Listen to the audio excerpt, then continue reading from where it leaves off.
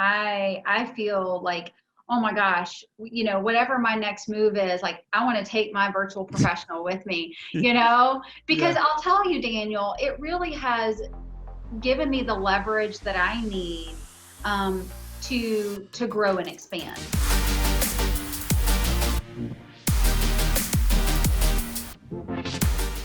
We've got Shauna Moore, who actually has a position at a company, one of the only companies that is doing it, in my opinion, right. So Nice. that's a good thing. We've got Shauna Moore here. Shauna, thanks for joining us today. Hi everyone. Thanks, Daniel, for having me. Yes, it was a pleasure to meet you in person not too long ago, and phenomenal conversation. And I'm so happy that you invited me to be here today. Yeah, well, the reason is because you're kicking some butt with some virtual assistants. And we're going to get to know Shauna, but here's let's start off with just who you are. What's your origin story? How'd you get into the business? Like, just a little bit of who Shauna is, if that's cool. Who I am. Well, first and foremost, I'm a Nashville native, which for those that aren't aware of what's going on in Nashville right now, there's almost 100 people moving here a day. So yeah, I'm considered a unicorn, and Nashville is home for me. Right. And so yes, little fun fact. That's awesome. But I started actually, I think at a younger age, finding myself in positions where I had an opportunity to hire talent and lead and manage people. It started with interns, and now it's all the way up to basically attracting and hiring talent, people who want to be entrepreneurs of their own businesses, all the way to the virtual professional. There you go. And your role right now, so everybody knows that's listening, like, what is your day? What do you do? And what's your kind of role at your current company? Well, I like to consider my 20%, like the things that I focus on the most are recruiting, attracting and hiring talent, coaching and consulting, our top producers, and then also training. So I do teach a lot different topics within our office, and then also do a lot of consulting with others in the industry. All right, so we're going to have to break down your 20%, and we're going to give everybody a guide, because you're actually using a virtual assistant to help you attract talent. So let's start with that. How, let's talk about your process and what you do and how you use a virtual assistant to do that. Yeah, so in the piece of it, when it comes to attracting and hiring talent, there are a lot of things that can be done behind the scenes that I found were perfect for a virtual professional. Okay. And I was very fortunate through MyOutDesk to find a gentleman who had a background in kind of that ISA role, inside sales associate. Right. Okay. And so what that person who has a track record of success in those types of responsibilities, they focus on basically inputting the leads and referrals into the database, setting them up on the appropriate follow-up plan. And finding out who's ready to meet in person, who's far enough along in the process, so they'll schedule appointments, they'll confirm appointments. They help with sending out broadcast messages. I mean, the list goes on and on. I do a lot of event marketing, and so the virtual professional helps get me teed up for success for those events, tracking who's attended, getting my sign-in sheets together. I mean, the list goes on. And what I found is I start small, and then I can kind of build on that list once those foundational tasks are being done at a high level.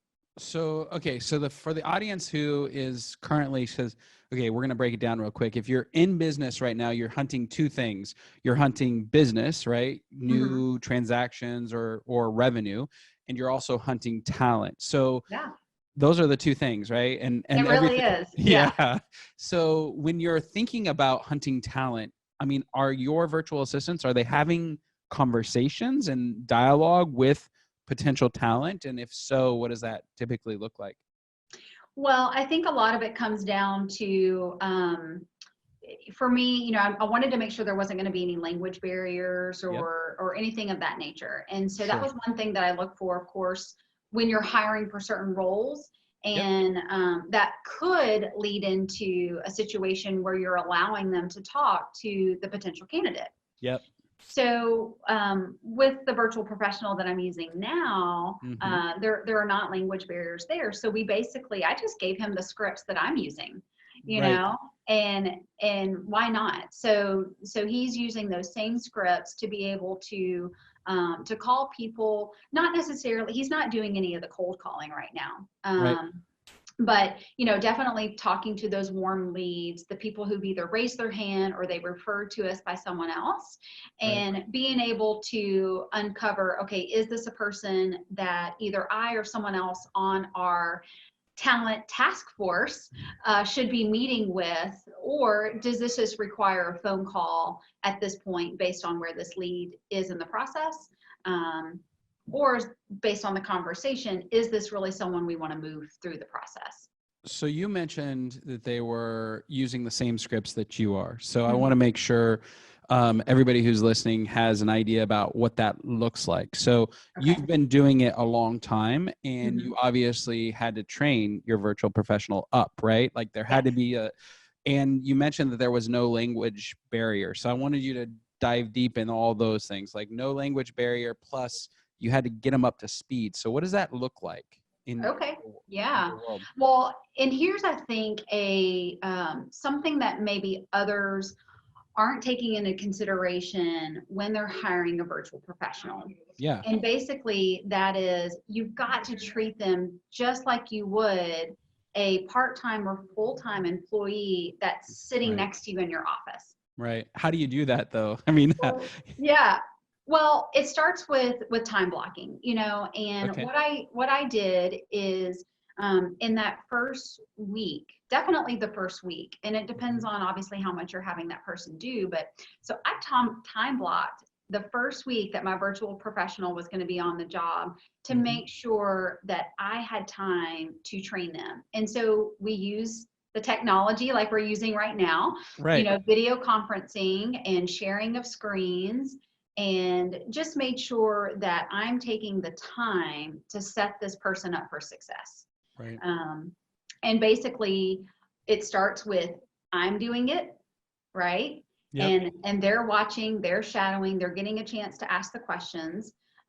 Then there's and move into the we are doing it phase. Sure. We're doing it together. I'm, you know, inspecting what I'm expecting, making sure that there's no questions or hiccups along the way.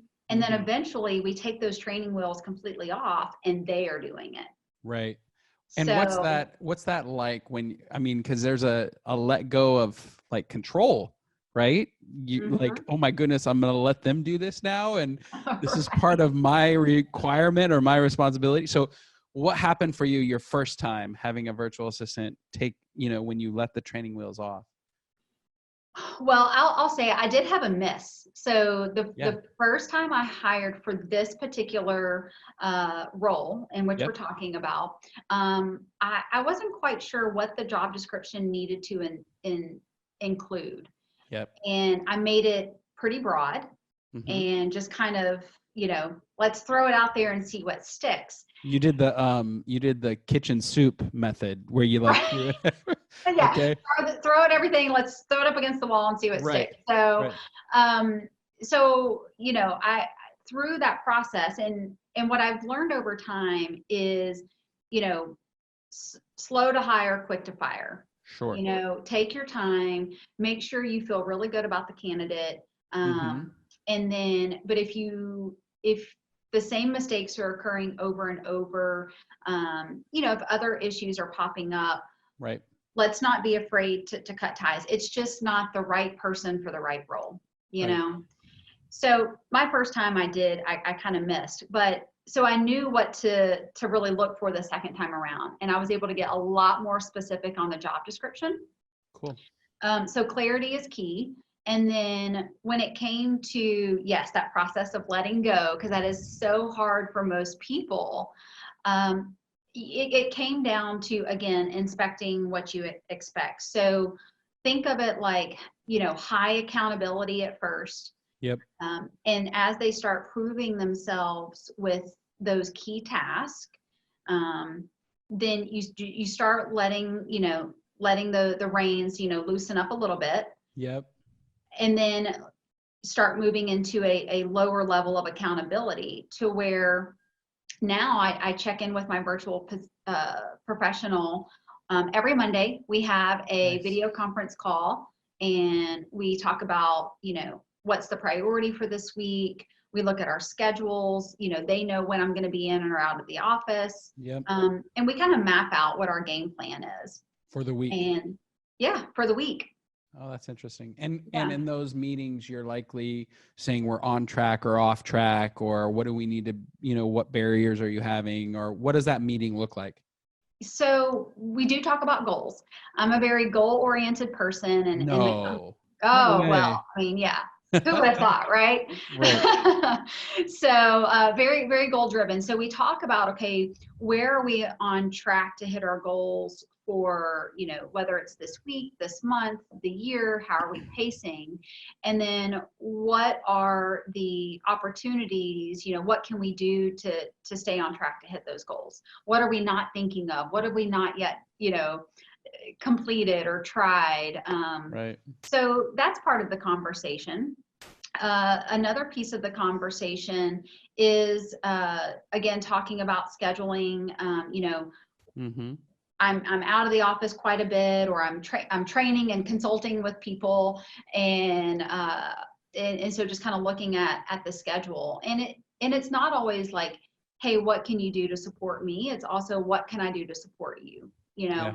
How can I tee you up so that you have the tools and resources and everything that you need to be successful in your role. The CRM that I'm using is called Recruiting Bridge. Yeah. And yep. So that's been a fantastic tool for us. And that's what we use, like you would think of a normal CRM, right? Sure. So that's what that virtual professional is doing to basically do their piece of the work. And you can track phone calls and emails sent and follow-up tasks and all that. Is that right? Exactly. Yeah. Phone calls, texts, emails, all the notes, see what programs, were they put on the right follow-up program, et cetera. Right. So that program has a great dashboard. So we see what's on tap for the day, what follow-ups need to be done. And basically the goal for that virtual professional every day is to get through all the follow-ups that were on point for that day. Yeah. And so that's one piece of software. We also use Slack.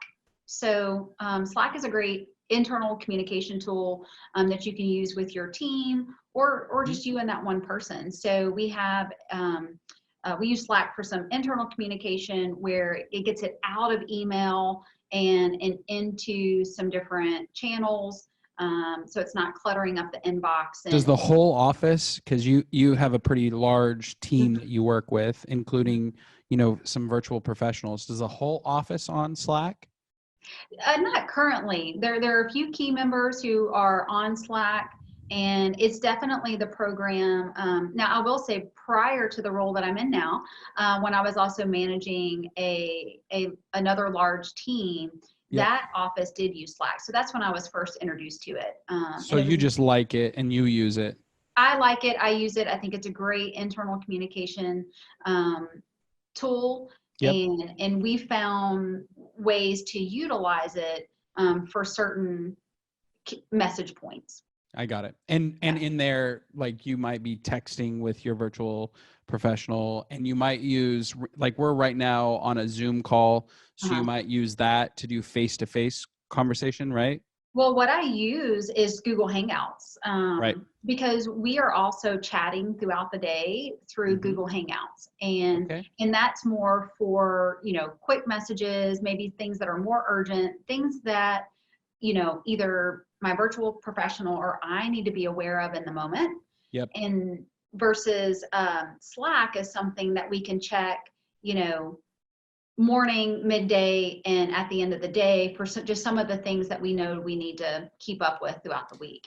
So it's like Slack is your informational channel where you might drop something that's not urgent. Google Hangouts or Google Chat is like I need you now, or this, we got a hot one who wants to talk to somebody. Like that's the spot that's for. Exactly. It's like, hey, so-and-so basically just responded to our text, let us know that they're ready to join. And so I know, okay, great, I need to pick up the phone and call this person. I would say we've done a video actually on how virtual assistants can do probate, but it's similar to Shauna's world. You need a CRM, the one that we did, we had a guy named Chad on who's with all the leads, and they have a probate system where you can actually purchase probates, leads, and it's a CRM and a phone dialer. So a ton of our virtual assistants are doing that. Any position can be filled by a virtual assistant. It's all about the system and process that you put in place. And that's what we're learning from Shauna today, is that as long as you have a training, process in place, and there's a CRM that you can track activity, and then you have a communication regiment like she does, where you're meeting every week and you're doing a bunch of stuff, then I think anything is possible. Is that Right. fair? Yeah, I definitely think that's fair. Anything that doesn't require someone to physically, be present to do, I think 100% could be done by a virtual professional. Right. But you do have to have those systems, the processes, the communication channels in place. And you do need to treat them just like, like I said, someone who would be present, Right. taking the time to train them and coach with them is important. It's so easy to get distracted. We all gravitate towards what's easy and what comes natural to us. Right. And there's some different principles that we talk about within the organization that I'm affiliated with. And one of the key principles to success is this concept of E to P, being entrepreneurial versus purposeful. Right. And doing what comes naturally and entrepreneurial is the fun thing, but we're going to keep hitting a ceiling every time we do that if we're not being purposeful. Right. So it comes in really thinking about, are we operating in our 20%? And if, are we being purposeful? Can we break through that ceiling? So I love it. What are some of the things that you use your virtual assistant for besides the recruiting piece? Like when you're out there in the world, what's something that you rely on them heavily as a talent recruiting person? Well, we have a very multifaceted office. Yep. And we actually have 3 virtual professionals as a part of our team. Woo-woo. Yeah, exactly. And it really did, I think, take us thinking outside of the box, Yeah. So we have, like we've already talked about, this virtual professional helping out on talent acquisition. Yep. We have a virtual professional that's helping us with more of the contracts, compliance, going behind the scenes and reviewing everything that's been submitted by our associates, making sure the I's are dotted and the T's are crossed. It's a compliance slash APAR role. Is that right? Is that what you would call it? Right. Exactly. Okay. Yep. And then a third professional is helping with the kind of day-to-day administrative task that, don't require someone to be here physically. Like what? Of course, data entry, content creation, organization, all the things. I'm just kind of curious, if there was a crazy event tomorrow that yanked all those 3 people away, what would that do to your internal staff? Like, how would that change your day or your week or your month or even your year? Like if they just disappeared? Woo! Daniel, I don't even want to think about that. And are they indispensable in your guys' world? I mean, is it like at a point where like you guys can't imagine operating without this team now? I can only speak for myself, but yes, I feel like, oh my gosh, whatever my next move is, like I want to take my virtual professional with me, because I'll tell you, Daniel, it really has given me the leverage that I need to grow and expand. There are signs of people, again, who in the language that they're using, are they someone who they already know it all, right? Or are they talking about, I like to ask like, okay, what books are you currently reading? Right. You know, hey, what's your favorite podcast? Sure. You know, and just kind of maybe asking questions that are related to help me uncover that answer. That's gold. All right, Shauna Moore, I really appreciate your time. You're recruiting talent with a virtual professional. You've given your heart and soul today, and we so appreciate that.